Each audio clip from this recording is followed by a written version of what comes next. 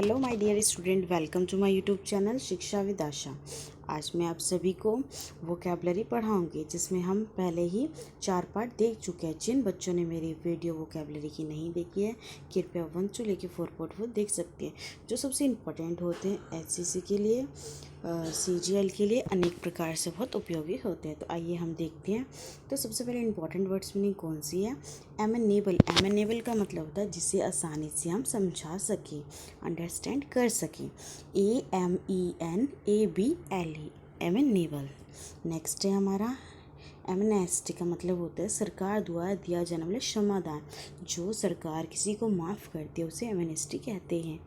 AMNESTY। और मोरल का मतलब होता है जिसे सही गलत से कोई मतलब न हो। EMORAL, amoral.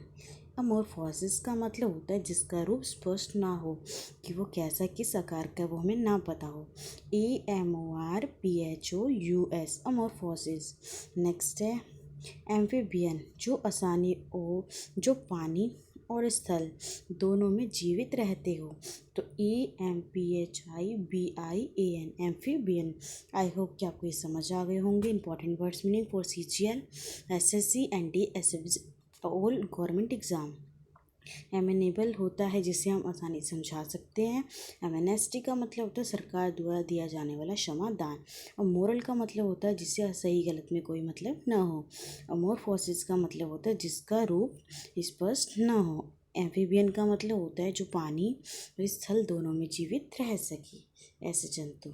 नेक्स्ट है सबसे इम्पोर्टेंट वर्ड हमारे, तो आइए देखते हैं। एम्फी थिएटर, ये मिस स्पेलिंग वर्ड्स में आपसे कई बार पूछा गया है। जिन बच्चों ने पहले एग्ज़ाम दिया उनको तो ये पता ही होगा कि एम्फी थिएटर का मतलब होता है कलाकारों का मंच। इसकी स्पेलिंग होती है EMPHITHEATRE। यहाँ पे कंफ्यूजिंग वर्ड में ER लगा देते हैं तो वह हमारा गलत हो जाता है। नेक्स्ट है एम्प्यूटी। एम्प्यूटी होता है जिसका अंग कटा हो, जिसका एक अंग कटा हो, ऐसा पर्सन जिसका एक अंग हो ही ना। एनाक्रोनिज्म का मतलब होता है जो अपने समय से बेमेल होता है। कहते हैं ना कोई बुढ़ा एकदम, बहुत 99 ईयर की लेडी है, बहुत बुढ़ी है, एकदम से रेड सूट पहन के आ जाए तो उसको हम कहते हैं ना अपने समय से बेमेल के कपड़े पहन के आ गई। तो एनक्रोनिज्म, ANACHRONISM। एनाक्रोनिस्टिक, जिसकी परिस्थिति या स्थान दृष्टिकोण से सबसे असंगत हो, सबसे अलग हो, तो बहुत परेशानी में हो। ANACHRONISTIC। नेक्स्ट है एस्थेटिक्स का मतलब होता है बेहोशी की दवा, ऐसा पर्सन जो बेहोशी की दवा लेता हो। तो ANAESTHETIC, एस्थेटिक्स। फिर से मैं रिपीट कर रही हूँ 5 वर्ड जो सबसे इम्पॉर्टेंट है।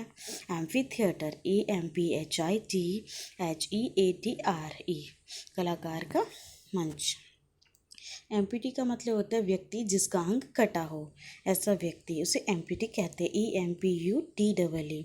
एनाक्रोनिज्म का मतलब होता है ऐसा व्यक्ति जो अपने समय से बेमेल कार्य करता हो। ANACHRONISM, anachronism. एनाक्रोनिस्टिक का मतलब होता है अपनी स्थिति से बेमेल, असंगत। एनास्थेटिक का मतलब होता है बेहोशी की दवा। नेक्स्ट है हमारा एनाग्राम। क्या एनाग्राम के बारे में आप जानते हैं? इसका मतलब होता है कि ऐसा शब्द जो अन्य शब्दों से मिलकर बना हो, एनाग्राम कहलाता है। ENAGRAM, anagram. एनालेजेसिया का मतलब होता है दर्द न महसूस होने की स्थिति। ANALGESIA। एनाक्रोनिस्टिक का मतलब होता है ऐसा व्यक्ति जो किसी भी तरह के शासन के पक्ष में ना हो, कोई शासन के, जैसे कहते हैं ना मोदी का भी शासन चल रहा है या किसी का भी शासन चल रहा है उसके पक्ष में बात ना करें। ANARCHIST, अनार्चिस्ट। अनार्ची का मतलब होता है जहाँ शासन या व्यवस्था का अभाव हो, शासन भी हो और व्यवस्था भी हो। ANARCHY, अनार्ची। एनाटॉमी होता है शरीर विज्ञान, ठीक है, जो शरीर विज्ञान के बारे में बातें करता है। एनाग्राम का मतलब होता है ऐसा शब्द जिसमें कई अन्य शब्द के अक्षर मौजूद हो। नेक्स्ट है एनालिसिया का मतलब होता है दर्द न महसूस होने की स्थिति। अनार्चिस्ट का मतलब होता है ऐसा व्यक्ति जो शासन के पक्ष में बोले ही ना। अनार्ची का मतलब होता है ऐसा व्यक्ति जो शासन और व्यवस्था दोनों का अभाव जिसे होता है। एनाटॉमी होता है शरीर विज्ञान, ठीक है, जो शरीर भंग की स्टडी करता हो। नेक्स्ट है अब हमारा एंसीडॉट। क्या आप एंसीडॉट के बारे में जानते हैं? अक्सर एग्ज़ाम में ये पूछे गए हैं। तो एनसीडॉट का मतलब होता है ENECDOT। एनसीडॉट होता है मनोरंजन विवरण, कोई अच्छी अच्छी स्टोरी सुनाता हो मनोरंजन वाली, ठीक है, एंटरटेनमेंट वाली। एनीमोमीटर का मतलब होता है हवा की गति या गैस के भाव को मापने का कोई यंत्र हो। ANEMOMETER, ठीक है। एनीमोन का मतलब होता है चमकीले फूलों वाला पौधा। तो ANEMONE एनीमोन। एनिमेट का मतलब होता है सजीव। ANIMATE एनिमिज्म का मतलब होता है ऐसी धारणा करना कि ईश्वर और आत्मा सभी चीज़ में होती है। हम ऐसे करते हैं ना, सब में भगवान बसता है, तो उसे एनिमिज्म कहते हैं। एनसीडॉइड का मतलब होता है मनोरंजन विवरण, जो अच्छी अच्छी स्टोरीज हमें एंटरटेनमेंट बताता हो। एनीमोमीटर होता है हवा की गति या गैस के भाव को मापने का यंत्र। एनीमोम का मतलब होता है चमकीले फूलों वाला पौधा। और एनिमेट का मतलब होता है सजीव, ठीक है। एनिमिज्म होता है धारणा कि ईश्वर या आत्मा सभी चीज़ में होती है। नेक्स्ट इंपॉर्टेंट वर्ड के बारे में हम देखेंगे। तो नेक्स्ट इंपॉर्टेंट वर्ड है हमारा एनालाइज। कहते हैं ना, एनालाइज करो सारी घटना, जो साल में जो भी घटना है उसका विवरण चाहिए मुझे। कौन बच्चा पास हुआ, कौन फेल हुआ, मौसम स्थिति क्या, ये एनालाइज करना। ANNALS। एनिहिलेट का मतलब होता है नष्ट करना, सब कुछ खत्म कर देना। ANNIHILATE एनिलेट। एनोटेशन का मतलब होता है किसी पुस्तक या तस्वीर में जोड़े जाने वाली टिप्पणी। ANNOTATION। एनुअल का मतलब होता है रद्द करना, सब कुछ नष्ट कर देना। ANNUAL annual. एनोनिमस का मतलब होता है गुमनाम, जिसका कोई नाम ही ना हो। ANONYMOUS। तो एनालाइज का मतलब होता है पूरे साल की घटनाओं का विवरण बताना। एनिलेज का मतलब होता है हर चीज़ डिस्ट्रॉय कर देना। एनोटेशन का मतलब होता है किसी पुस्तक या तस्वीर में जोड़े जाने वाली टिप्पणी को एनोटेशन कहते हैं। एनुअल मतलब होता है रद्द करना, एक एनुअल होता है साल, ठीक है। एनियोमस का मतलब होता है गुमनाम, जिसका कोई नाम ही ना, या बहुत बारी ये SSC जैसे एग्जाम में पूछे गए वर्ड्स मीनिंग है। तो आइए नेक्स्ट वर्ड्स मीनिंग की ओर चलते हैं, जिसका फर्स्ट मीनिंग है एनियोमस, जिसका गुमनाम। ANONYMOUS। आंसरेबल का मतलब होता है जवाबदेह, जिसका कोई आंसर हो। ANSWERABLE। एंसीडॉइड का मतलब होता है एंटीडेट का मतलब होता है किसी व्यक्ति किसी तारीख से पहले की तारीख। ANTEDATE, ठीक है।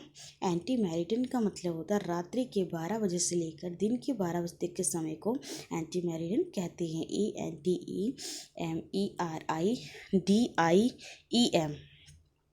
एंथोलॉजी का मतलब होता है कविता या कहानी का संग्रह, ये कलेक्टिव कहानी हो या कविता हो। तो एनियोमस का मतलब होता है गुमनाम। आंसरेबल का मतलब होता है जवाबदेह। एंसीडेट का मतलब होता है किसी तारीख से पहले का समय। और एंटी मैरिडम का मतलब होता है रात्रि के 12 बजे से लेकर दिन के 12 बजे तक का समय।